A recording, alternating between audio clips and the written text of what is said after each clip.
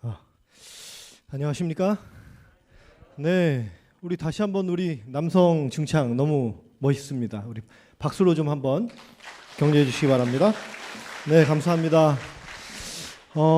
우리 기도하는 장로님 정말 기도하신 대로 한 주간 동안 정말 여러분들 얼마나 바쁘셨어요. 그리고 정말 직장 끝나고 막 저녁 식사도 못 하시고 막 이 집회에 오셔서 여러분들이 또 집회 설교하는데 주무시는 분이 안 계시더라고요. 가끔 자고 이래야 편안하게 설교할 텐데 요즘에 불면증이 참 힘들잖아요. 교회만 오면 잠이 잘 오잖아요. 하나님이 사랑하시는 자에게 뭘 주시는도다? 잠을 주시는도다. 그래가지고 우리는 잠이 안 올 때 성경을 읽으면 잠이 오잖아요. 그래서 참 좋은데 한 분도 주시는 분을 제가 못 봤어요. 그리고 열심히 이 앞에 장로님부터 시작해서 다 적으시고, 그래서 제가 똑같은 설교를 못 하겠더라고요. 이 마석교회 이렇게 열심히 적으시니까 담임 목사님 설교에 굉장히 기도하면서 많이 준비하실 것 같아요. 너무나 감사드리고 일주일 동안 여러분들의 모습 속에서 제가 정말 감동을 많이 받았습니다. 정말 감사합니다. 자, 오늘 저는 여러분들에게 질문을 하나 좀 먼저 드리고 오늘 이 시간을 시작하려고 합니다. 여러분들이 가만히 좀 한번 생각해 보세요. 일요일 날 오전 10시에 여러분들이 친구를 집으로 초대했습니다. 예, 아침 일찍 일어났어. 일요일 날 아침에 친구를 초대하고 점심 식사를 같이 하기로 했거든요. 아침 일찍 일어나서 집안 청소도 다 하고, 여자분들 같으면은 일요일 날 점심 식사하면은 일주일 내내 음식 준비하시잖아요. 일주일 내내 음식 준비 다 해놨습니다. 그리고 청소하고 향수도 쫙 뿌려놓고요. 그 다음에 친구가 오면 틀어줄 음악도 쫙 골라놓고 세팅을 다 해놨습니다. 우리 여자분들 그날 아침에 화장을 하는데 화장이 왜 이렇게 잘 먹습니까? 정말 꽃꽂이도 해놓고 완벽한 준비가 다 끝났어요. 이제 10시에 오기로 했는데요. 모든 준비가 다 끝났는데 9시쯤 문자 메시지가 딱 왔습니다. 미안해. 내가 급한 일이 생겨서 못 갈 것 같아. 다음 주에 갈게. 자, 여러분들이 지금 그 상황이면 호스트의 입장이라면 여러분들 느낌이 어떨지 좀 한번 이 중에서 한번 골라보시겠습니까? 1번인지 2번인지. 네? 모든 게 다 준비가 되고 끝났는데 일주일 내내 준비하고 모든 게 다 끝났는데 1시간 전에 연락이 온 거예요. 문자 메시지로. 자, 여러분 1번, 2번. 네, 1번. 자, 2번 고맙다 이런 사람 한번 손 들어보세요. 네. 왜 고마운 거죠? 준비가? 마음의 짐을 덜어놨으니까. 근데 언젠가는 해야 될 텐데? 예. 좋습니다. 예, 대부분 한 2분만 빼고 다 1번을 고르셨어요. 2분이 2번 고르셨네. 그죠? 좋습니다. 제가 한 번만 더 말씀을 드리겠습니다. 똑같은 상황입니다. 다시 한번 이 장면을 좀 상황을 떠올려 보겠습니다. 여러분, 일요일 날 오전 10시에 친구가 우리 집에 오기로 했습니다. 이제 친구를 맞이해서 초대해서 점심 식사를 하기로 했어요. 근데 지난주 한 주간 내내 감기로 내가 고생을 했어요. 음식 준비도 못하고 너무나 힘들게 살았습니다. 근데 일요일 날 아침에 한 7시쯤 일어났는데 도무지 몸이 말을 듣지 않는 거예요. 너무나 힘든 거야. 그래가지고 한번 일어났다가 안 되겠어요. 또 잤어. 이제 오늘 초대가 정말 너무 힘들게 됐어요. 어떻게 할 수가 없는 거예요. 그리고 다른 사람 만나고 싶지도 않습니다. 어디 나가고 싶지도 않아요. 그냥 이불 속에 푹 누워가지고 그냥 집안에 가만히 있고 싶어요. 모든 게 다 귀찮아요. 그런데 9시에 친구에게 문자 메시지가 왔습니다. 미안해. 내가 급한 일이 생겨서 못 갈 것 같아. 다음에 보자. 자, 이럴 때 여러분들 마음의 심정 1번, 2번. 예? 자, 2번 손 들어보세요. 네, 2번. 고맙다. 예, 화난다, 김 빠진다. 1번 손 들어보세요. 아무도 안 계시네. 자, 여러분 지금 10시에 친구랑 약속을 했고 지금 첫 번째, 두 번째 케이스 전부 다 똑같은 상황입니다. 외부 상황은 똑같아요. 그죠? 친구가 1시간 전에 못 온다고 이야기를 했습니다. 그런데 여러분, 왜 똑같은 자극과 상황인데 우리는 대답이 틀릴까요? 왜? 어떤 분은요, 아까 첫 번째 예화를 드렸더니 어디 가서 물어봤더니 그 친구 내가 다 준비해놨는데 그렇게 나를 바람맞히고 내가 다음번에 한번 좀 꼭 복수를 좀 해주고 싶다. 너도 한번 당해봐라. 나는 뭐 그렇게 한가한 줄 아니? 이렇게 생각하는 분들도 있더라고요. 근데 여러분, 똑같은 상황인데 왜 우리의 답이 달라졌을까요? 왜 우리의 반응이 달라졌습니까? 네? 나의 지금 필요에 따라서 달라지는 거예요, 지금. 내가 지금 뭘 원하고 있느냐에 따라서 우리의 리액션이, 반응이 달라진다고 하는 것입니다. 여러분, 우리가 어떤 생각을 하느냐, 지금 나의 상황이 어떠냐, 내 처지가 어떠냐에 따라서 우리의 지금 반응이 달라진다는 것입니다. 오늘 여러분들이 잘 아는 분이죠? 죽음의 수용소에서 빅터 프랭클인데요. 이분이 이렇게 얘기했습니다. 인간에게서 모든 것을 빼앗아갈 수는 있지만 한 가지 자유는 빼앗아갈 수 없다. 이분이 죽음의 수용소, 그죠? 아우슈비츠 수용소에서 갇혀서 생활을 했는데 그에게서 모든 것을 다 빼앗아갔습니다. 그죠? 그런데 이분이 말씀하시기를 한 가지 자유는 빼앗아갈 수 없다. 그게 뭐예요? 다 같이 세 번째 줄부터 읽겠습니다. 주어진 상황에서. 시작. 주어진 상황에서 어떤 태도를 취할 것인지 선택할 수 있는 자유는 빼앗아갈 수 없다. 공감하십니까? 네. 여러분, 누군가가 지금 나에게 와가지고 막 화를 냈습니다. 그죠? 막 화를 내고 갔어요. 배우자가 됐든 친구가 됐든 직장 상사가 됐든 나에게 막 퍼붓고 갔습니다. 여러분, 어떻게 두 가지 경우가 리액션이 있어요. 똑같이 상대방이 나에게 기분 나쁠 말을 했기 때문에 내가 지금 기분이 다운되고 그것 때문에 하루 종일 기분이 나빠요. 오늘 진짜 운이 되게 안 좋네. 오늘 그냥 하루를 그냥 다 망가뜨려 잡쳐버렸네, 속된 말로. 그러면서 여러분, 하루 전체를 기분 안 좋은 상태로 우리가 보낼 수 있습니다. 그죠? 근데 두 번째는 뭐예요? 우리가 어떤 결심을 하는 거예요? 저 사람이 나에게 한 말 때문에 나의 행복을 저 사람이 빼앗아갈 수는 없다. 저 사람이 지금 내 마음을 컨트롤할 수는 없다. 그 사람이 화낸 것 때문에 내 기분을 망칠 수 없다. 오늘 하루 왼종일 나의 삶을 망칠 수 없다고 선언을 하는 것이죠. 그리고 바운더리를 치는 거예요. 당신은 당신의 삶이고 내 인생은 뭐예요?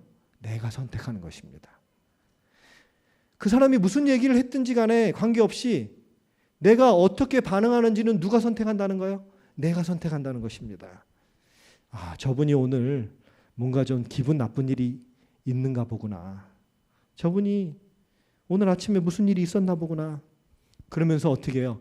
내 마음을 그분에게 빼앗기지 않는 것입니다. 그분이 말한 것에 내 마음이 영향을 받지 않는 것입니다. 오늘 하루 종일 내 기분을 망치지 않을 그 권리는 누구에게 있다는 겁니까? 나에게 있다는 거예요. 네? 외부의 자극 때문에 여러분, 외부의 자극이 올 때 두 가지를 선택할 수 있어요. 오늘 우리가 그 자극에 반응해서 그 자극에 영향을 받아서 불행한 삶을 살든지, 아니면 외부의 자극과 관계없이 내 삶은 내 삶이라고 바운더리를 치시고 그리고 내 삶을 행복하게 만들어 가든지, 그건 우리가 선택하는 것입니다. 그런데 여러분, 우리는 때때로 상대방이 나를 기분 나쁘게 했을 때 그 사람과 자꾸 논쟁을 하려고 그래요. 그리고 그 사람을 좀 바꾸려고 하는 것입니다, 우리가. 그런데 여러분, 상대방을 고치려고 하면 할수록 우리는 굉장히 힘들어져요. 부부간의 관계도 마찬가지고요. 부모와 자녀의 관계도 마찬가지고. 여러분, 자녀들도요, 계속해서 부모님이 통제하려고 하면 계속해서 벗어나려고 합니다. 그래서 지난 한 주간 동안 우리가 자녀들 공감하는 연습도 많이 했습니다. 그죠? 하지 마라, 하지 마라, 하지 마라. 네, 엄마 알겠습니다. 이럴 자녀들은 하나도 없다는 거죠. 그래서 여러분, 우리가 결혼한 다음에 상대방을 자꾸 통제하려고 그래요. 우리가 처음 결혼하기 전에 데이트할 때는 상대방이 나와 다른 모습에 굉장히 매력적으로 보여요. 그죠? 나와 다른 점이. 나는 내성적인데 상대방이 굉장히 외향적이고 리더십이 있어요. 나를 이렇게 이끌어주니까 굉장히 매력적으로 보입니다. 그래서 결혼을 하죠. 근데 결혼을 하고 나면 그 매력이 뭘로 바뀌어요? 단점으로 바뀌는 거예요. 그래갖고 자꾸 왜 당신 마음대로 하냐고, 이거를. 왜 나를 자꾸 통제하냐고, 내 마음대로 나에게도 좀 자유를 주세요. 온갖 방법과 수단을 다 동원해서 상대방을 자꾸 바꾸려고 하는 것이죠. 그런데 여러분, 오늘 상대방이 어떻게 나에게 접근하고 어떤 말을 하고 어떤 행동을 하든지 내 마음은 내가 컨트롤할 수 있다는 겁니다. 그 선택의 자유가 나에게 있다. 여러분, 창세기 우리가 어제 아브라함의 가문을 좀 한번 살펴보았습니다. 그 야곱이요, 형의 장자권도 뺏어가고 마지막에 아버지가 축복하는 그 축복도 어떻게 해요? 형 에서라고 거짓말을 하고 그 축복을 다 받았어요. 그래서 이제 형 에서의 그 살해 위협이 확 다가오죠. 그래서 이제 어떻게 해요? 집을 떠나게 됩니다. 도망갔어요. 20년 동안 집을 돌아오지 못했습니다. 형이 무서워서. 형이 나를 죽이려고 하니까. 근데 여러분, 드디어 이제 20년 만에 그가 이 삼촌 집에서도 더 이상 있을 수가 없게 돼서 다시 집으로 돌아오게 됩니다. 창세기 32장 24절에 보면 이제 야복 나루에서 그가 이제, 여러분, 야곱이 큰 대가족을 데리고 집으로 금이 환영한다는 소식을 듣고 형 에서가 가만히 있을 리가 없죠. 몇 명의 군대를 모집했습니까? 400명의 병사를 데리고 지금 이제 야곱을 배웅하러 가는 게 아니고 야곱을 어떻게 하러 가는 거예요? 지금 죽이려고 가는 겁니다. 400명을 이끌고 가는 거예요. 절대절명의 위기 속에서 그 야복 나루터에서 야곱이 하나님께 무릎 꿇고 기도합니다. 그죠? 기도해요. 근데 여러분, 성경에서는 그 기도를 어떤 사람이 날이 새도록 기도했다 그러는데 그 기도를 씨름했다고 표현합니다. 씨름. 씨름했어요. 아니, 사투를 벌이는 씨름을 한 거예요. 한국말로는 씨름인데 영어로 보면은 레슬링이라고 돼 있어요. 레슬링. 여러분 한번 생각해 보십시오. 레슬링. 레슬링 하면 어떻게 될까요? 지금 우리가 레슬링 하다 보면 이기려면 머리 막 잡고 머리가 뽑힐 수도 있습니다. 막 얼굴이 막 핥혀가지고 손톱 자국이 날 수도 있어요. 레슬링 했다고 생각해 보세요. 이빨이 부러졌는지 모르겠습니다. 완전히 옷도 찢어지고. 근데 저는 거기 참 이해가 안 되는 성경줄이 또 있어요. 저는 성경 읽을 때 이해가 안 되는 게 정말 많아요. 근데 거기 보니까 씨름, 레슬링 하면서까지 그렇게 애절하게 기도한 그 야곱을 하나님께서 어떻게 했어요? 환도뼈를 쳐가지고 이 환도뼈가 위골이 됐습니다. 이 환도뼈는 뭐냐면 여러분들이 우리 발의 복숭아뼈 뒤에 이 굵은 힘줄이 있습니다. 그 힘줄이 쫙 올라가지고 이 골반으로 올라오잖아요. 그래가지고 이게 힘을 받는 거거든요. 근데 여러분, 이 사랑의 하나님께서 자기가 죽음 앞에서 그렇게 간절하게 기도하는 그 야곱을 어떻게 환도표를 칠 수가 있겠습니까? 생명을 걸고 기도한 사람을 왜 환도뼈를 쳐서 불구로 만드셨는가, 하나님께서. 그런데 여러분, 결국적으로 우리가 이 스토리를 잘 압니다. 그가 불구가 된 게 그 야곱의 삶에 유익이 된 거예요. 창세기 33장에 보면 이상한 일이 벌어집니다. 야곱을 죽일 기세에 있던 에서가 이상한 행동을 해요. 다 같이 읽어볼까요? 시작. 에서가 달려와서 그를 맞이하여 안고 목을 어루맞추고 그와 입 맞추고 서로 오니라. 여러분, 에서가 고작 동생 만나서 끌어안고 사람들 앞에서 우는 모습 보여주려고 400명의 군사들을 끌고 오는 겁니까? 지금? 여러분, 에서가 왜 동생 야곱을 보고 끌어안고 입을 맞추고 울고 있는 건가요? 왜 그런가요? 여러분, 야곱을 만나기 전에 에서가 상상했을 거예요. 이놈 뺀질뺀질 해가지고 거짓말만 그냥 밥 먹듯이 하는 놈. 아이고, 비단 옷 입고 잘난 척하는 그놈 내 손에 잡히면 어떻게 되겠다? 죽여야 되겠다. 그런 생각을 하고 에서가 지금 400명의 군사를 몰고 오는 거예요. 근데 여러분, 거기서 야곱이 오는데 모습을 보니까 완전히 이거는 거지, 산거지, 노숙자에다가 거기다가 어떻게 해요? 지팡이를 짚고 쩔룩쩔룩 거리는데, 그때 당시에 여러분 아킬레스건 수술하는 그 수술 요법이 없었을 거예요. 전승에 보면 야곱이 평생 동안 절름발이로 살았다고 나옵니다. 저는 이 아킬레스건 끊어져 봐서 알거든요. 전혀 힘을 못 씁니다. 발을 내디딜 수가 없어요. 그런데 여러분, 그 야곱의 모습을 보니까 죽이려고 400명의 군사를 이끌고 오던 그 형 에서의 마음이 어떻게 된 거예요? 바뀐 것입니다. 여러분, 야곱이 야복 나루터 에서를, 이제 에서가 지금 나를 죽이려고 오는데 하나님께 뭐라고 기도했겠습니까? 여러분 한번 상상해 보세요. 예? 뭐라고 기도했을까요? 저 같으면 야복 나루터에서 하나님, 지금 저 형이 지금 저를 죽이려고 400명을 이끌고 옵니다. 하나님 저를 좀 살려주세요. 누구를 바꿔서 저를 살려주세요. 하나님 에서를 좀 변화시켜 주십시오. 에서의 마음을 좀 돌려주세요. 하나님 그 능력에 막 불기둥 구름기둥으로 그냥 그 병사들 눈을 확 그냥 멀게 하시든지, 예? 뭔가 좀 하나님 수술을 써가지고 좀 그들의 앞길을 좀 확 회오리 바람을 오든지 막 그래가지고 그들을 좀 막아주십시오. 여러분 그렇게 기도하지 않았겠습니까? 그런데 하나님께서는 에서의 상황을 변화시킨 것이 아니고 지금 누구를 변화시킨 거예요? 야곱을 변화시킨 거예요. 야곱의 모습을 변화시킨 겁니다. 에서를 변화시켜서 화해가 이루어진 것이 아니고 야곱은 하나님께 그렇게 기도했어요. 하나님, 형 에서의 마음을 좀 바꿔주십시오. 형 에서를 좀 변화시켜 주십시오. 그런데 하나님께서는 야곱의 기도를 들어주신 게 아니고 누구를 바꿔놓으셨어요? 야곱을 바꿔놓으셨다는 사실.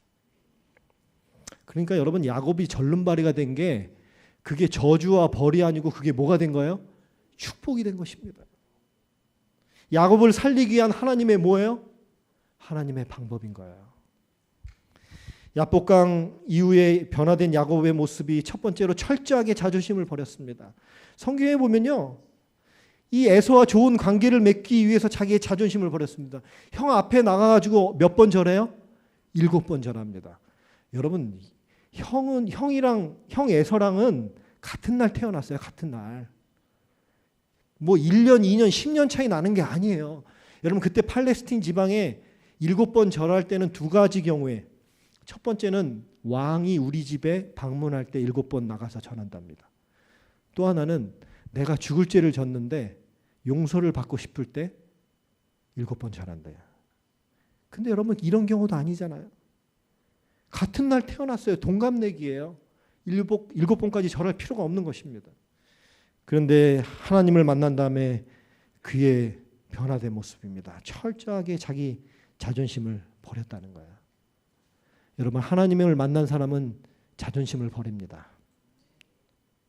그까짓 거 좀 누가 뭐라고 해도 어때요? 여러분, 저는요 7번이 뭐예요? 7번이 한 3번만 찾아가도 그 사람의 마음이 돌아섭니까? 안 돌아섭니까? 3번을 못 찾아가요 우리가. 그렇잖아요. 삐져갖고 교회 안 나오는 사람들 한번 3번만 한번 찾아가 보세요. 그러면 나온다니까 교회. 근데 우리는 그 3번 무릎 꿇는 걸 못해요. 7번까지 안 가도 돼. 그런데 여러분, 자존감이 높은 사람만이 이거를 할 수가 있어요. 자존감이 낮은 사람은 절대로 다른 사람 앞에 무릎을 꿇지 못합니다. 내가 잘못했다는 얘기를 못해요. 3번째 시간에 공감해서 얘기했죠. 자존심 높은 남편들은 아내에게 그런 말 못합니다. 이거는 자존감이 높은 사람만이 다른 사람에게 미안하다고 이야기할 수 있는 거예요. 아이들에게도 잘못하면 아빠가 미안해. 엄마가 잘못했어. 두 번째, 여러분, 야곱의 변화된 모습은 빼앗는 자에서 어떤 사람으로 변했어요? 베푸는 자로 변했습니다. 빼앗는 사기꾼, 탈취자, 사단의 모습에서 하나님의 모습, 주는 자로. 하나님은 언제나 우리에게 주시는 분입니다. 그러죠? giver. 항상 주는 분입니다. 그가 얼마나 많은 선물을 지금 형에게 보냈는지 성경은 셀 수 없습니다. 이게 오늘날의 화폐 가치로 따지면 이게 얼마인지를 잘 모르겠어요. 암염소가 200, 수염소가 20, 암양이 200, 수양이 20, 뭐 하여튼, 야. 근데 여러분, 이걸 보고 어떤 사람들이 야곱 너무 비굴하다. 너무 기회주의자다. 너무 교활하다. 그렇게 얘기하는데 저는 이걸 다른 시각으로 봅니다. 여러분, 우리가 어떤 것을 그 사람에게 선물해서 그 사람과의 관계가 회복될 수 있다면 왜 돈을 안 쓰겠습니까? 우리가 그렇지 않아요? 돈을 써서라도 그 사람과의 관계가 회복될 수만 있다면. 근데 야곱은 원래 이런 사람이 아니에요. 자기가 장자권도 갖고 있었는데 뭐까지 다 빼서 형의 축복까지 다 빼앗아간 사람이었습니다. 근데 그가 하나님을 만난 후에 그가 이렇게 바뀐 거예요. 하나님처럼 주는 사람으로 변화된 것입니다. 마지막 세 번째 야곱이 변화된 모습은 뭐냐면 사람을 보는 시각이 완전히 달라졌어요. 예. 형을 보면 어떤 생각을 갖고 있어요? 경쟁자. 예. 우리가 뭐라고 생각해? 우리 학생들 쟤만 없으면 내가 1등인데 쟤가 있어가지고. 우리 교회에서도 뭐야? 쟤만 없으면 내가 퍼스트 피아니스트인데 쟤가 있어갖고 나는 세컨드야. 항상 야곱은 그렇게 생각했어요. 그런데 여러분 그가 어떻게 변했어요? 그가 분노한 형 에서의 마음을 풀어주니까 그 형의 얼굴이 뭐와 같이 보이더라? 하나님의 얼굴같이 보이더라. 와, 경쟁자에서 형이 뭘로 변한 거예요? 하나님같이 형을 대해야 되겠다. 내가 하나님을 섬기듯이 형을 어떻게 해야 되겠다? 섬겨야 되겠다. 여러분, 야곱은 하나님께 얘기했습니다. 하나님, 나에게 축복해 주십시오. 이 축복에 재미 들린 사람이 야곱이에요. 축복이 뭔지 아는 사람이거든요. 야곱은. 그래서 하나님, 나에게 축복하지 않으면 내가 절대 여기를 뜨지 않겠습니다. 그런데 여러분, 하나님은 야곱에게 축복하시지 않고, 여러분, 야곱의 인생에 축복은 더 이상 필요 없는 겁니다. 아무리 축복을 해줘봤자 그거는 그의 인생에 유익이 되지 않아요. 야곱의 이름은 탈취자, 사기꾼, 거짓말쟁이, 아버지의 축복과 형의 장자권을 뺏어간 사기꾼입니다. 더 이상 그에게 필요한 건 축복이 아닙니다. 그가 그렇게 기도했어요. 하나님, 제발 좀 나를 축복해 주세요. 하나님, 형 에서를 좀 바꿔주세요. 그런데 하나님께서 그날 밤에 이야기하십니다. 야곱아, 정작 변화해야 될 것은 너네 형이 아니고 바로 너야. 정작 변해야 될 사람은 너의 남편이 아니고 바로 너야. 하나님, 제 아내 때문에 정말 못 살겠어요. 제 아내를 좀 변화시켜 주십시오. 하나님, 우리 아이들 정말 하나님의 성령의 음성을 들으세요. 정작 변해야 될 사람은 네가 기도하는 그 사람이 아니고 바로 누구라고요? 너라고. 여러분 다 잘 아시는 글인데요. 우리 웨스트민스터 지하의 어느 성공의 주교의 묘지에 비석에 있는 비문이랍니다. 내가 한창 젊었을 때 나는 세상을 변화시키겠다는 꿈을 가졌었다. 그 나이가 들고 세상을 좀 알았을 때 나는 세상이 변하지 않으리라는 것을 알고 내 포부를 좀 좁혀서 내가 살고 있는 나라를 변화시키겠다고 결심했다. 그러나 그것은 역시 불가능한 일이었다. 황혼의 나이가 되었을 때 나는 마지막 시도로 나의 가족을 변화시키겠다고 마음먹었지만 아무도 변하지 않았다. 이제 죽음을 눈앞에 둔 지금 자리에 누운 채 깨달았다. 만약 내 자신부터 먼저 변화시켰더라면 그것을 보고 내 가족이 변화되었을 것을, 또한 내 나라가 더 살기 좋은 곳으로 변화되었을 것이며, 그리고 또 누가 아는가, 이 세상까지도 변화되었을지.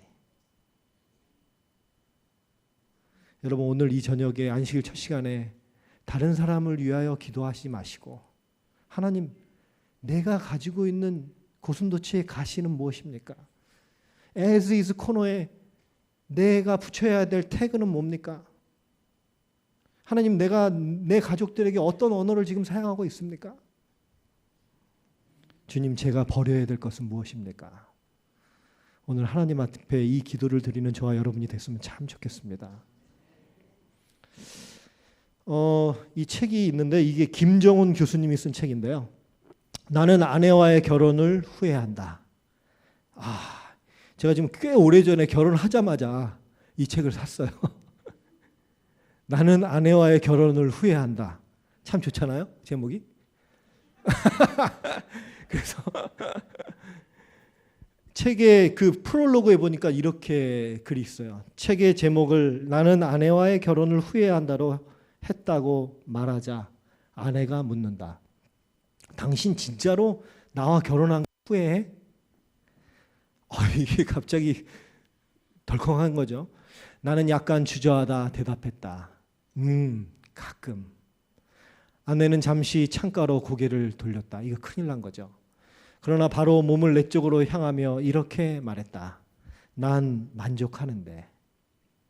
내가 어찌 반응해야 할지 몰라 쭈삣거리는데 아내의 나지막한 한마디가 내 가슴을 깔끔하고도 깊숙하게 찌른다. 아주 가끔. 그러니까 남자들은 아주 가끔 후회하는 거고 결혼을. 우리 여성들은 얼만큼 만족한다? 아주 가끔 만족하는 거예요. 그러니까 이게 진작 누가 얘기한 거예요? 이게 사실은. 예, 사실은 그런 겁니다. 근데 여러분 이 책이 참 재밌는 내용들이 참 많이 있는데 저는 사실 그냥 웃고 지나갔어요. 근데 제가 이 책에서 감동받은 부분이 하나 있습니다. 그게 뭐냐면 마지막 챕터예요. 마지막 챕터가 뭐냐면 우리는 감탄하려고 산다. 그런 내용이 있어요. 근데 이분이 얘기한 게 뭐냐면 인간은 감탄을 받으면서 태어났다는 거예요. 감탄 받으려고 하는 욕구가 있다는 거예요, 사람은. 그래서 이 포유류, 우리 인간도 그렇잖아요. 짐승이제 동물에 속하잖아요, 포유류. 근데 여러분 포유류는요 태어나자마자 모든 활동을 잘 할 수 있습니다. 예를 들어서 망아지 같은 경우는요 태어나자마자 바로 걷고 뛰고 한답니다. 그런데 여러분 인간은 어때요? 그렇지 않아요. 근데 여기 보니까 그 인간과 포유류, 사실은 어떤 면에서 동물적인 감각을 보면 포유류, 짐승들이 우리보다 훨씬 뛰어날 수 있어요. 우리는 걷는데 얼마나 걸려요? 1년 이상, 1년 정도 걸리잖아요. 근데 포유류들은 그렇지 않다는 거예요. 근데 여러분 포유류, 동물들과 인간이 다른 점이 있습니다. 그거를 마지막 챕터에 이 김정훈 교수님이 이야기한 게 뭐냐면 사람은 감탄할 줄 안다는 거예요. 감탄할 줄 안다. 그리고 사람은 감탄을 받으면서 태어났다는 거예요. 그래서 여러분들 우리 한번 예를 들어보면 그렇지 않습니까? 엄마가 태어나자마자 아이가 태어나면 뭐예요? 아이고 까꿍 참 잘했어요 막 그러잖아요. 뭘 잘해 잘한 게 하나도 없는데. 근데 잘했어요 참 잘했어요 아이고 이뻐라 막 감탄을 하잖아요 엄마들이. 그리고 뭐라 그래요? 이제 애가 걸음마 하나 떼기 시작하면 뭐라 그래요? 우리 애가 걸음마를 시작했어요. 그리고 아빠들이 퇴근하면 뭐라 그래요? 아 여보요 여보 막 호들갑을 떨죠. 여보 오늘 드디어 우리 아이가 걷기 시작했어요. 그래 그럼 한번 걸어봐. 그럼 어때요? 한 발짝을 뛰고 그냥 무너지는 거예요. 근데도 그냥 엄마들이 감탄하고 막 그러잖아요. 그죠? 근데 여러분 이렇게 보면 여성들이 남성들보다 더 감탄을 잘해요. 감탄을 잘해. 예. 그래서 제가 이제 어머니 교실이나 뭐 부모 교실 이런 거 강의하러 가면 여성 주부들이 딱 있잖아요. 그러면 이 호응이 반응이 굉장히 좋아. 강의 끝나고 제가 집에 갈 때 그냥 은혜 받아서 간다니까요. 여자분들이 감탄을 잘해. 근데 여러분 남자들은 참 감탄을 못해. 그리고 나이 들면 들수록 감탄이 안 돼. 첫날 제가 말씀드렸죠. 표정을 만들어라. 표정도 안 돼. 여러분 우리 남성들, 우리 여성들 제가 계속 일주일 동안 얘기했죠. 우리 대한민국 남성들 굉장히 불쌍하게 생각해야 된다고. 그래서 우리 집에 가면 여성들이시여 남자들 감탄을 좀 많이 해주십시오. 계속해서 우리 일주일 동안 연습했죠. 그러니까 집안에서 감탄을 안 해주면 사회 남자들은 어디 가서 감탄을 받냐면 저 옆집 가서 감탄을 받아요.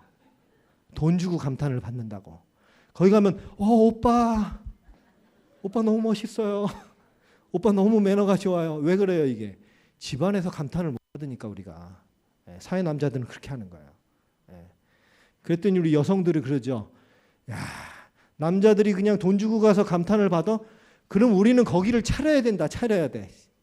그죠? 남자들은 더 감탄을 못 합니다. 그런데 여러분 이게 제가 이 책을 읽으면서 굉장히 느낀 점이 있는데 뭐냐면 이 저자의 이론이 성경과 좀 맞는 것 같아요. 그럼 제가 이제 성경 우리 창세기 1장부터 한번 보면요. 제가 이분 얘기하는 게 성경 얘기하는 것 같아서 제가 여러분들에게 이 책을 소개해 드린 겁니다. 근데 여러분 창세기 1장에 보면 1장 4절 하나님께서 첫째 날 빛을 창조하신 다음에 뭐라고 얘기했어요? 보시기에 좋았더라. 10절 보시기에 좋았더라. 여러분 하나님께서 하나하나 첫째 날, 둘째 날, 셋째 날, 둘째 날만 빼고 셋째 날, 넷째 날, 다섯째 날 창조할 때마다 하나님께서 어떻게 하세요? 보시기에 좋았더라. 감탄하신다니까요. 따라서 한번 해보세요. 보시기에 좋았더라. 네, 보시기에 좋았더라. 하나님께서는 어떻게 하고 계신 거예요 지금? 감탄하시는 하나님의 감탄하시는. 이 세상을 창조하시고 와 보시기에 좋았더라. 그리고 여러분 마지막 31절에 보니까 사람을 창조하신 다음에 우리가 다 잘 알잖아요. 보시기에 어땠더라? 심히 좋았더라. 와, 여러분 하나님은 어떤 하나님이세요? 감탄하시는 하나님이시라고요. 그래서 여러분 이 좋았더라라는 말이 히브리어로 토브라는 단어예요. 토브라는 단어. 그런데 여러분 구약 성경에 약 560회 정도 나온다며 토브라는 단어가. 그런데 여러분 이 토브라는 단어가 좋았더라라는 단어의 원어인데 이게 얼마나 많은 뜻을 갖고 있는지 몰라요. 다양한 뜻을 갖고 있습니다. 이게 영어로 번역하니까 단어가 10개가 넘어요. good, wonderful, beautiful, cheerful, fine. 그 외에도 더 많은데 발음 안 되는 건 제가 뺐습니다. 한번 저를 따라하세요. good, wonderful, beautiful, thankful. 여러분 이 토브라는 단어가요. 이게 감정을 나타내는 단어더라고요. 제가 보니까 감정을 나타내는 단어. 여러분 하나님께서 천지를 창조하실 때 감탄하시는 하나님. 다 같이 wonderful, wonderful. 야, 이 wonderful을 한국말로 어떻게 번역을 해야 되나? 놀라워. 잘 안 되잖아요. 우리 한국 사람들이 이렇게 감탄이 안 되는 거야. 자, wonderful을 한국말로 한번 바꿔보세요. 감탄하면서. 어느 분 좀 선물 드릴게. wonderful 어떻게 하면 좋을까요? 예? wonderful. 집사님, 박수. 야, 집사님. 선물 드리겠습니다. 다시 한 번만. 와, wonderful. 예, 박수 한번 쳐주세요. 야, 집사님, 제가 이게 마지막 인형입니다. 이 저희 아이가 눈물을 머금고 텔레토비에 나오는. 와, 고맙습니다. 박수. 와, 이렇게 감탄하셔야 돼요. 하나님은 어떤 하나님이라고요? 감탄하시는 하나님. 첫째 날 만드시고 wonderful. 한국말로 와. 다 같이 한번 와. 멋진데. 야, 그렇게 하나님이 첫째 날 만드시고 와, 멋진데. wonderful 하신 하나님이세요.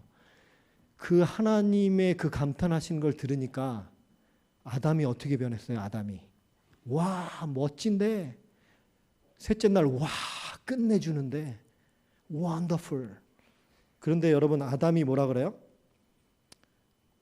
아담이 가로되 이는 내 뼈 중에 뼈요 살 중에 살이라. 이게 원어적인 표현은 이런 거 아니거든요 사실. 예? 내 뼈 중에 뼈요 살 중에 살. 이거는 여러분 남자가 여자를 최대한 감탄할 때 쓰는 단어가 이 단어예요. 와. 잠자다가 하와를 보고 어때요? 갑자기 하나님께서 마취제를 넣으셨잖아요. 아담에게. 그 다음에 아름다운 하와를 보자마자 어떻게 해요? 이 말을 한 거예요. 이야. 이는 내 뼈 중에 뼈요. 뭐예요? 살 중에 살이라. 여러분 하나님의 감탄을 먹고 사는 사람들은 다른 사람에게 감탄할 수 있어야 돼요. 아담처럼. 예. 자, 우리 마석교회 아담과 하와를 좀 모시겠습니다. 자, 앞으로 나오십시오. 우리 마석교회 아담과 하와. 자, 박수로. 자, 여러분이 한국말 번역이 이게 좀 멋있지가 않아요. 내 뼈 중에 뼈요, 살 중에 살이라. 이런 거 말고 우리 목사님 네 분께서 우리 마석교회 최고 멋진 목사님 네 분께서 그 영어로 좀 표현해 주시기 바랍니다.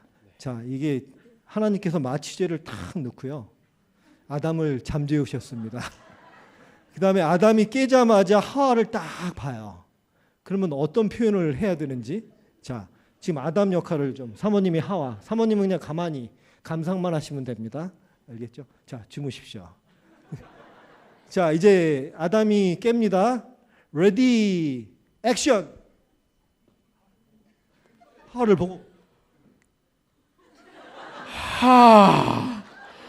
우와, 와, 박수 좀 쳐주세요. 와, 예, 우리 마석기.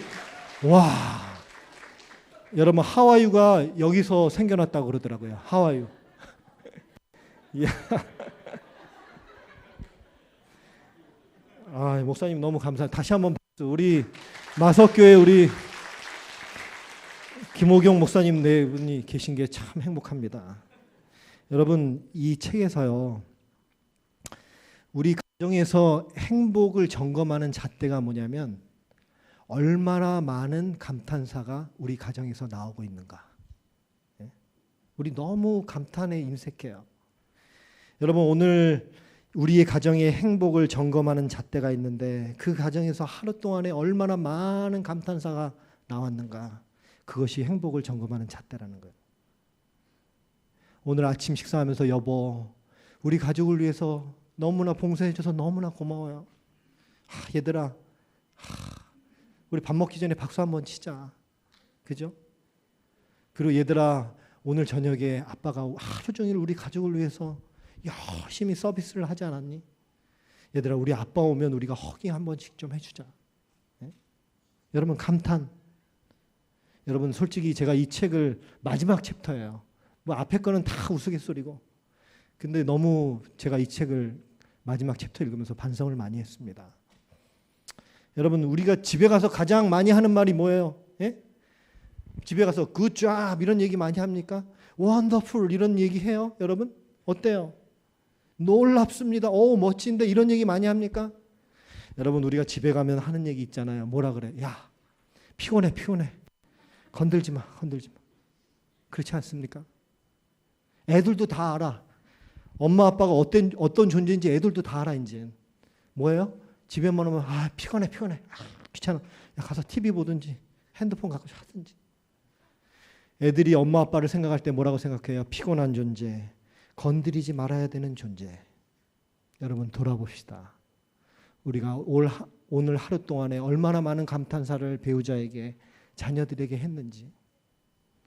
하나님께서 오늘 우리에게 주시는 그 감탄을 흘려보내야 합니다. 오늘 마석교회 사랑하는 가족들이시여, 우리가 감탄사를 이렇게 흘려보내는 사람들이 됩시다. 근데 여러분, 이거는 그냥 나오는 게 아니에요. 감탄사는 하나님께서 아담에게 감탄사를 연발하셨기 때문에 아담이 그 하나님을 닮아서 감탄사를 이는 내 뼈 중에 보여 살리라. 와, 이런 게 나오는 거예요. 그래서 여러분, 매일 아침마다요, 예, 우리 사운드가 좀 나와야 되는데요. 사운드 플리즈. 네.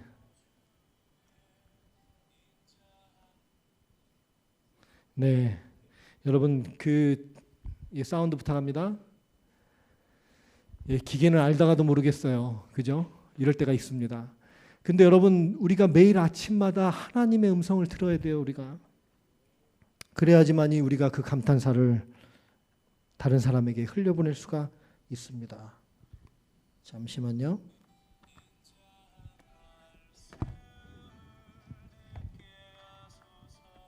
네, 그래서 저는 아침마다 고맙습니다. 저희 집 아침 기상나팔이 이 음악이에요. 아침에 나로 주의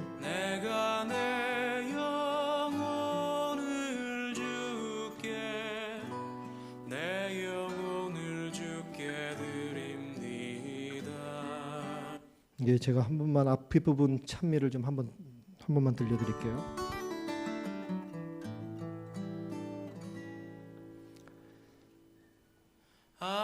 아침에 나로 주의 인자한 말씀을 듣게 하소서. 내가 주를 의뢰합니다. 나의 다닐 길을 인도하소서. 예, 반복되는 거니까. 그래서 여러분 그 아침마다요. 저는 아침마다 아이들 깨울 때 이 음악을 들려주고 아침 식사하면서 계속 이 얘기를 들려주고. 예. 왜냐하면 지금 우리 아이들이 지금 학교로 나가면서 우리 남편과 아내가 직장으로 출근하면서 다른 바깥의 사람들을 만나면서 어떤 얘기를 자꾸 들어요? 다른 사람이 비난하는 얘기, 비판하는 얘기, 평가하는 얘기, 이 세상 얘기, 사단이 주는 많은 이야기를 듣습니다. 그런데 우리 가정에서는 우리 아이들에게 어떤 얘기를 들려줘야 돼요? 하나님의 음성을 들려주셔야 돼요. 예? 이제 야, 너 똑바로 해야지. 이 얘기는 학교 가도 들을 수 있는 얘기예요. 이 얘기는 직장 가도 충분히 들을 수 있는 얘기입니다. 그렇죠? 우리 가정에서는 하나님의 음성 들려주셔야 돼요. 하나님이 어떤 음성 들려주십니까? 우리에게. 너는 내 아들이라 오늘날 내가 하나님께서는 우리가 어떠한 모습으로 있든지 너는 내 아들이라.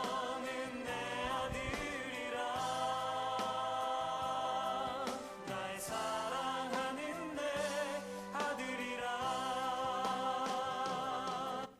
아침에 아이들 학교 가기 전에 얘들아, 너가 학교에서 선생님이나 친구들에게 무슨 얘기 듣지 관계없어.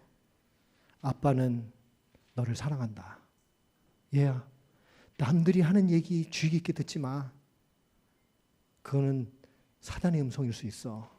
근데 오늘 하나님께서는 너는 내 사랑하는 딸이라고 말씀하셔.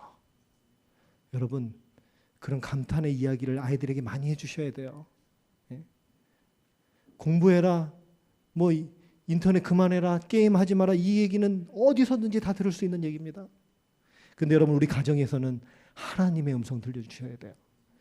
제가 이게 갑자기 우리 학생들이 좀 많이 와가지고 우리 부모님들 계셔서 애드립을 좀 하겠습니다. 한 달 전에 저희 딸이 이제 시험을 앞두고 왔어요. 아빠, 시험 보기 전에 이제 고민이 생긴 거예요. 나름대로 이제 눈치를 막 머리 굴리는 거죠. 아빠 이래서 힘들고 저래서 힘들고 저래서 힘들고. 예. 근데 이 아이가 저에게 듣고 싶은 얘기는 뭐 어떤 얘기예요? 예? 지금 공부도 제대로 못한 거예요. 얘가 시험은 가갔는데 아빠 지금 어떻게 안 될 것 같아. 이번 성적은 저거 할 것 같아. 계속해서 사단이 주는 음성을 듣고 있는 거예요. 이 아이는. 내가 등급이 낮으면 어떻게 될까? 아빠 이번에 성적이 안 좋으면은 전체가 이렇게 되는데 이렇게 되고 저렇게 되고 자기 혼자 막 계산을 하고 있는 거예요. 야, 지금까지 진짜 공부를 했어야지. 응? 그러게 아빠가 얘기했잖아.